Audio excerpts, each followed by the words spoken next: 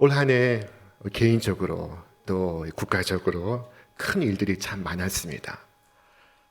여러분 그러시죠? 얼마나 염려가 많으셨습니까? 오늘 하나님 말씀은 우리에게 참으로 귀한 교훈을 주고 있습니다. 너희 염려를 다 주께 맡기라. 이는 그가 너희를 돌보심이라.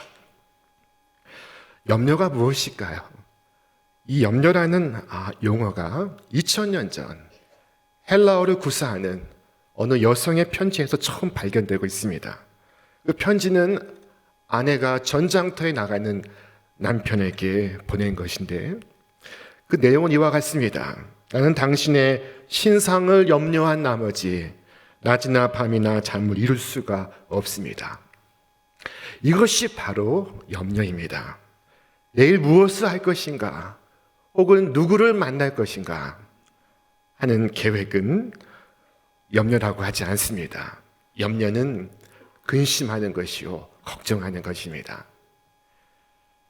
자, 우리가 통상 한낮엔 일을 하고 밤에는 잠을 잘 수 있습니다. 그것이 순리이지 않습니까? 그런데 낮에도 일을 할 수 없고 밤에도 잠을 잘 수 없는 것, 그것이 바로 염려인 것입니다. 염려가 지나치면 우리는 다른 일을 할 수가 없습니다. 염려가 우리의 힘을 다 앗아가서 우리는 무기력 상태에 빠지게 됩니다. 다른 기능이 마비되고 우리의 힘과 용기를 잃습니다. 자, 염려는 치명적인 질병입니다. 주께서 말씀하셨습니다. 마음의 즐거움은 양약이라도 마음의 근심은 뼈를 마르게 하느니라. 보약이 따로 있는 것이 아닙니다. 근심하지 않는 것, 바로 그것입니다. 근심과 걱정에 매이면 피가 마르고 뼈가 마른다고 말씀하고 있습니다. 예수님은 세 가지 이유에서 우리에게 염려하지 말라고 말씀하십니다. 첫째는 염려의 비생산성 때문입니다. 너희 중에 누가 염려함으로 그 키를 한 자라도 더할 수 있겠느냐? 다른 성경은 염려함으로 제 수명을 한순간인들 늘릴 수 있느냐 하는 말씀으로 번역하고 있습니다. 염려해서 더 잘 살지 못하고 염려해서 더 오래 살지 못합니다. 염려해서 되는 것이 없으니 염려는 쓸데없는 것입니다. 둘째는 염려의 불필요성 때문입니다. 우리 말씀 같이 읽겠습니다. 공중의 새를 보라. 심지도 않고 거두지도 않고 창고에 모아들이지도 아니하되 너희 하늘 아버지께서 기르시나니. 새는 심지도 않고 거두지도 않습니다. 새는 오직 먹는 일만 하고 있습니다. 새에게는 곡식을 모으는 창고가 없습니다. 그러나 굶어 죽지 않습니다. 하나님께서 먹이시는 것입니다. 백합화는 수고도 아니하고 길쌈도 하지 아니하나 헐벗지 않습니다. 주께서 입히시는 것입니다. 예수님께서 염려하지 말아야 할 그 세 번째 이유로 염려의 비신앙을 말씀하고 있습니다. 오늘 있다가 내일 아궁이에 던져지는 들풀도 하나님이 이렇게 입히시거든 하물며 너희일까 보냐 믿음이 작은 자들아. 우리 주님께서 믿음이 작은 자들아라고 말씀하십니다. 이것은 염려가 신앙의 문제임을 분명히 말씀하신 것입니다. 우리가 걱정하지 말아야 할 이유는 그것은 근본적으로 불신앙이기 때문입니다. 믿음은 염려하지 않습니다. 믿음과 염려는 반비례하여서 염려가 많은 곳에 믿음이 작고 믿음이 많은 곳에 염려가 작습니다. 그러므로 염려에서 벗어나기 위하여 우리가 해야 할 일은 믿음을 갖는 것입니다. 혹 내 마음속에 염려가 많으면 믿음이 없는 줄 알고 믿음을 구하시기를 바랍니다. 믿음을 가지면 염려는 자연히 사라집니다. 이것이 근본적인 해법입니다. 염려하지 않기 위하여 수양을 해도 소용이 없습니다. 염려하지 않겠다는 노력에서 염려로부터 벗어날 수가 없습니다. 어떤 권사님은 딸을 두고 늘 걱정을 했습니다. 나는 저 아이만 시집을 가면 죽어도 한이 없습니다. 입버릇처럼 말했습니다. 그런데 드디어 그 딸이 시집을 갔습니다. 그 후에 제가 권사님을 만나서 이제 걱정이 없으니 얼마나 좋으십니까? 라고 물었습니다. 그랬더니 권사님이 아닙니다. 늦게 시집을 갔으니 자식은 낳을 수 있을지 그게 걱정입니다. 라고 한숨을 쉬는 것입니다.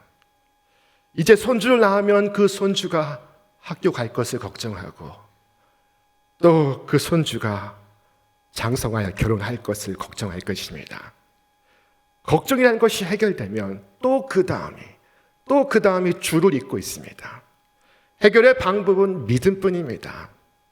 내 남편이 염려가 되고 내 자녀가 염려가 될지라도 그 모두가 하나님 손 안에 있음을 믿으시기를 바랍니다. 주님은 우리에게 염려 대신에 감사함으로 기도할 것을 말씀하셨습니다. 아무것도 염려하지 말고 다만 모든 일에 기도와 간구로 너희 구할 것을 감사함으로 하나님께 아뢰라. 그리하면 모든 지각에 뛰어난 하나님의 평강이 너희 마음과 생각을 지키시리라. 이 말씀에 순종하여 주님께 기도하시기를 바랍니다. 우리가 기도하면 주께서 일하십니다. 우리가 일하면 우리가 일할 뿐이지만 우리가 기도하면 주께서 역사하십니다. 기도로서 주님께 맡기시기를 바랍니다. 주께서 말씀하십니다. 너희 염려를 다 주께 맡기라. 이는 그가 너희를 돌보십니다. 영어 성경을 보면은 염려를 던져버리라 말씀하고 있습니다. 자, 어디에다 던지는가 하면 깊은 물속에 던지라 하신 것이 아닙니다. 물속에 던져도 해결되는 것은 아닙니다. 염려를 주님께 던지라고 말씀하고 있습니다. 너희 염려를 다 주께 맡기라. 이는 그가 너희를 돌보십니다. 이것이 오늘 우리에게 주신 복음입니다. 12아이를 입양한 부부가 있었습니다. 기자가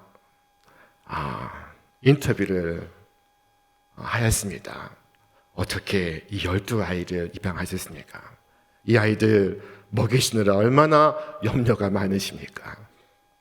그런데 아내가 웃으면서 말했습니다. 우리는 하나님과 공동으로 일합니다. 그래서 피곤은 하지만 걱정은 없습니다. 기자는 무슨 말인지 이해할 수 없어 다시 물었습니다. 무슨 의미이십니까? 그러자 이렇게 답을 했습니다. 우리는 이 일을 시작할 때 하나님께서 우리의 걱정을 맡아주십시오. 우리는 우리의 일을 하겠습니다. 그렇게 기도했고 하나님께서는 약속을 지키심으로 우리는 걱정 없이 우리의 일을 할 뿐입니다. 라고 말했습니다. 그들은 지혜롭게도 자신들이 할 일과 하나님이 하시는 일을 구분하고 있습니다. 그들은 염려를 주께 맡기고 일할 뿐입니다. 이것은 얼마나 행복한 일입니까? 이것은 그들을 옥죄는 일이 아니에요. 이것은 그들을 즐겁게 하는 일이었습니다. 키우는 것은 하나님께서 하신 일이요. 그들은 그들의 일을 할 뿐입니다. 다윗은 이처럼 고백했습니다. 우리 함께 읽겠습니다. 실로 내가 내 영혼으로 고요하고 평온하게 하기를 젖된 아이가 그의 어머니 품에 있음 같게 하였나니 내 영혼이 젖된 아이와 같도다. 젖을 땐 아이가 엄마 품에서 잠을 자고 있습니다. 여러분 그 아이를 보신 적이 있습니까? 아이가 염려하고 있습니까? 불안해하고 있습니까? 그렇지 않습니다. 아이는 염려가 없습니다. 근심이 없습니다. 아이는 모든 것을 맡기며 잠을 자고 있습니다. 아이는 그렇게 하루에 절대적인 시간을 잠을 자고 있습니다. 그렇게 잠을 자면서도 그 뼈가 튼튼해지고 그 키가 자라고 있습니다. 이것이 은혜의 삶인 것입니다. 여러분, 염려는 지혜가 아닙니다. 염려는 결코 미덕이 아닙니다. 다니엘 튜터라는 분이 한국에 특파원으로 왔다가 10년 일하고 다시 영국으로 귀환했습니다. 그리고 그가 책을 썼습니다. 기적을 이룬 나라, 기쁨을 잃은 나라라는 제목의 책입니다. 자, 이것이 무슨 뜻일까요? 1960년대 대한민국은 최빈국이었습니다. 이 세계에서 가장 가난한 국가였습니다. 자, 그로부터 60년 후 소득이 400배 증가했습니다.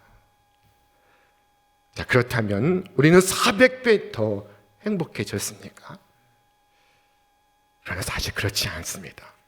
유엔에서 발표한 통계에 의하면은 세계 행복 보고서에 대한민국 10점 만점에 5점입니다. 출산율은 세계에서 가장 낮습니다. 기적을 이루었지만 기쁨을 잃었습니다. 기적을 이루었지만 평강을 잃었습니다. 대신 염려와 근심과 걱정과 불안을 안게 되었습니다. 자, 우리가 주님 안에서 누리는 가장 큰 복은 주께 맡기고 평안히 잠을 잘 수 있는 것입니다. 자, 유영모 선생님이 지은 시 가운데 이와 같은 한 대목이 있습니다. 나는 시름 없고 나 이제부터 시름 없다. 님이 나를 차지하사 님이 나를 맡으셨네. 님이 나를 가지셨네. 내 거라곤 다 버렸네. 자, 주님께서 나를 차지하사 나를 맡으시고 나를 가지셨으니 내 거라곤, 내 염려와 근심이라곤 내가 다 버렸네라는 시입니다. 자, 믿음은 우리에게 깊은 안식을 주고 있습니다. 믿음은 흔들리지 않는 평강을 우리에게 주고 있습니다. 저명한 신학자인 마르바 던이라는 이분이 왜 사람들은 쉬지 못하는가? 라고 질문했습니다. 그래서 그가 곧바로 답을 합니다. 그것은 하나님이 되고자 하기 때문이다. 자, 그리고 안식일은 하나님이 되기를 그치는 날이다 라고 말했습니다. 오늘 우리는 안식일을 지키고 있습니다. 우리는 하나님 되기를 지금 그치고 있습니다. 선지자 예레미야가 살던 시대의 유대는 내후 외환으로 나라가 기울고 있었습니다. 나라의 기둥이 흔들리고 지붕이 가라앉고 있었습니다. 예레미야는 어떻게 해서든지 이 무너지는 나라를 지키려고 안간힘을 쓰고 있었습니다. 그는 기도했습니다. 하나님, 어떻게 해야 합니까? 그런데 뜻밖의 응답을 하셨습니다. 그것은 정말로 생각지 못한 답이었습니다. 그것은 안식일을 거룩하게 지키라라는 것이었습니다. 이 백성이 다 죽게 생겼습니다. 하나님, 우리가 무엇을 해야 합니까? 그러자 하나님은 안식일을 지키라 말씀하십니다. 지금 위기가 목전인데 한가히 안식일을 지키다니요. 그러나 주님은 예레미야에게 말씀하셨습니다. 너는 왕이 출입하는 그 문과 예루살렘의 거민들이 출입하는 그 모든 문들에 서서 생명을 잃지 않으려거든 안식일을 거룩히 지키라 외쳐라 말씀하십니다. 자, 안식을 잃고 주님의 품을 잃은 개인과 나라는 곤경을 향하여 내달리고 있습니다. 주께서 수고하고 무거운 짐진 자들아 다 내게로 오라. 내가 너희를 쉬게 하리라 말씀하셨습니다. 지금까지 여러분은 여러분의 힘으로 어떻게 해보려고 애쓰며 노력하며 살아왔을 것입니다. 저는 여러분에게 그런 식으로 살지 말기를 권고하고 있습니다. 사울과 다윗은 같은 시대를 살고 있었으나 정반대의 길을 걸었습니다. 사울은 이스라엘의 초대 왕이었습니다. 그러나 그는 주님을 의뢰하지 않았습니다.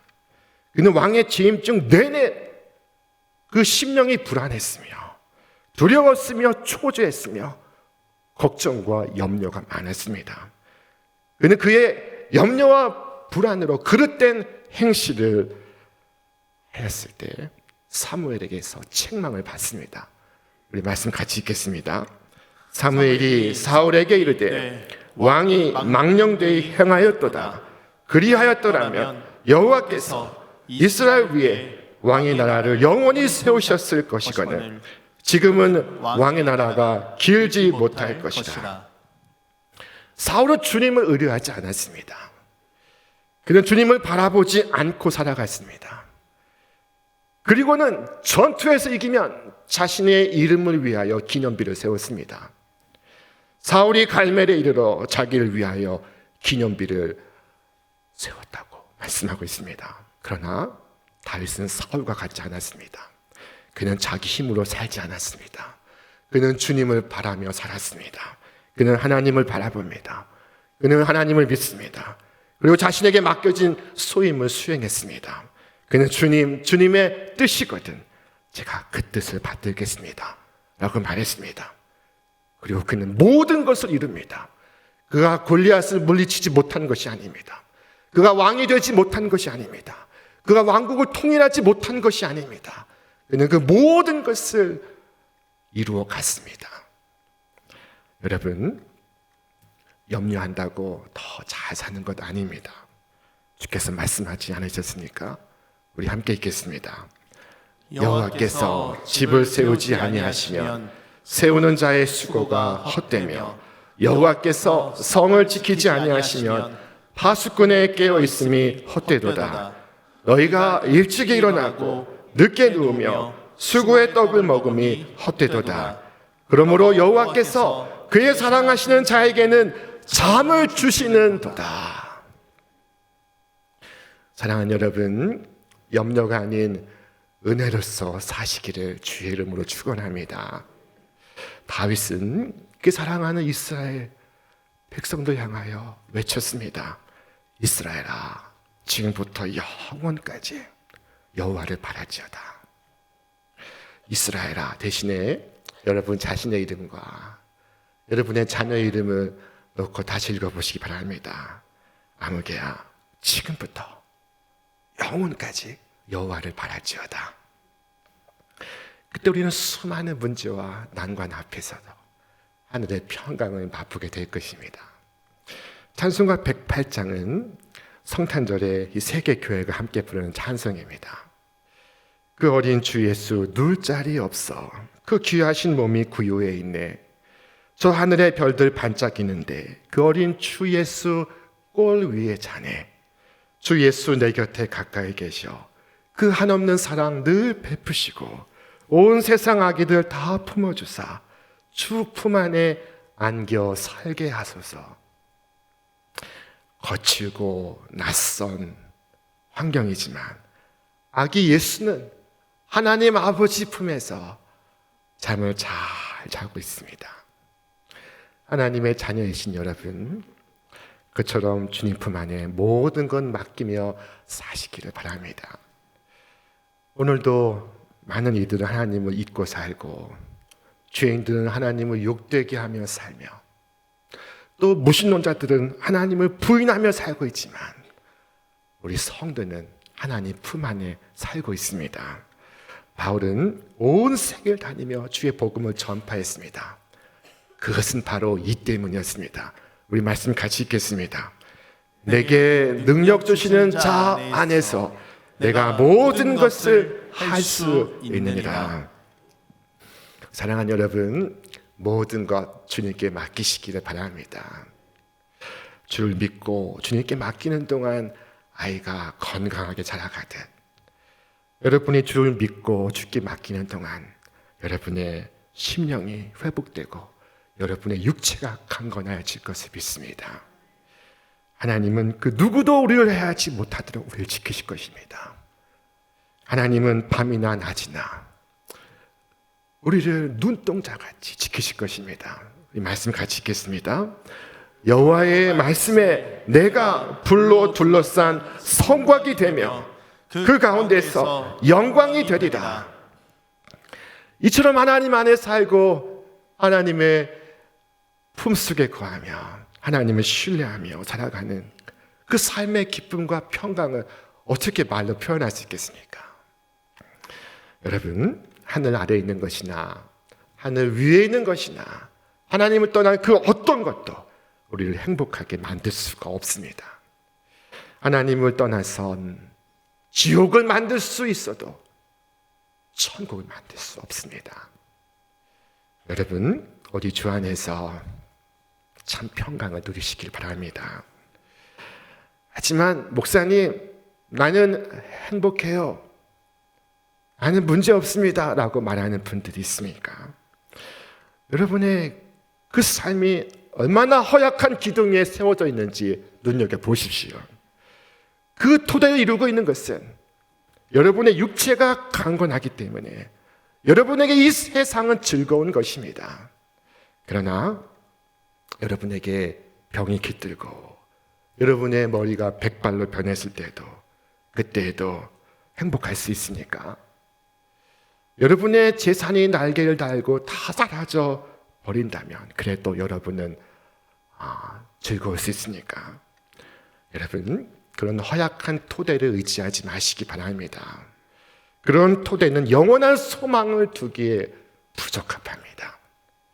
건강과 재물의 소망을 두는 것은 바닷가에서 모래로 집을 짓는 것과 같아서 밀물때가 오면 모든 것은 흔적도 없이 사라져 버릴 것입니다. 그러나 하나님과의 온전한 사귐 속에 거한다면 그것은 반 속에 집을 짓는 것입니다. 이것이 하늘 아래 이 세상에서 천국입니다. 이 천국을 하나님께서 여러분에게 허락하시기를 기원합니다. 젖된 아이가 엄마 품에 있음 같이 주님을 의지하며 모든 것 주께 맡기고 하늘의 은혜와 평강을 누리시기를 바랍니다. 율법은 우리에게 순종하라고 요구합니다. 그것은 너무나 가혹한 것입니다. 왜냐하면 우리는 너무나 연약하기 때문입니다. 그러나 복음은 의지하라고 말합니다. 지치고 힘든 이 몸과 이 마음을 주께 의지하라고 합니다. 여러분, 주 밖에서는 소망이 없으므로 소망의 주님을 붙드시기를 바랍니다. 오늘도 염려하는 분들은 말하고 있습니다. 목사님은 우리의 사정도 모르시고 우리가 얼마나 힘들고 어려운 상황 속에서 어렵게 살고 있는지 모르시고, 우리도 그러면 좋겠지만 지금 먹고 사는 것으로 정신이 없고 믿음에 신경 쓸 여력이 없고 주일의 예배를 드릴 형편도 되지 못합니다. 그렇습니다. 여러분, 지금까지 그렇게 살아오셨습니다. 그러나 이제는 더 이상 그런 식으로 살지 말기를 바랍니다. 여러분의 힘은 연약하고 무력하기만 합니다. 그러나 주는 신실하셔서 주께 의탁하는 자들을 지켜주십니다. 하나님은 여러분에게 자기 힘으로 자신을 구원하라고 하신 것이 아닙니다. 여러분 자신을 하나님의 은혜에 의탁하라는 것입니다. 여러분, 하나님 밖에서 스스로 하나님 되기를 그치시고 하나님 안에서 참 안식을 누리시길 바랍니다. 그렇게 하신다면 은혜가 여러분을 지켜줄 것입니다. 다윗은 하나님을 의지했습니다. 그리고 찬송을 하였습니다. 우리 말씀 같이 읽겠습니다. 나는 오직 주의 사랑을 의지하였사오니 나의 마음은 주의 구원을 기뻐하리이다. 나를 지키는 것, 그것은 주를 의지하는 것입니다. 주를 의지하고 참 구원을 발견하시길 바랍니다. 오늘도 주님을 의지하며 염려가 아닌 은혜로 사는 삶을 사시는 여러분과 제가 되시기를 주의 이름으로 축원합니다. 축원합니다.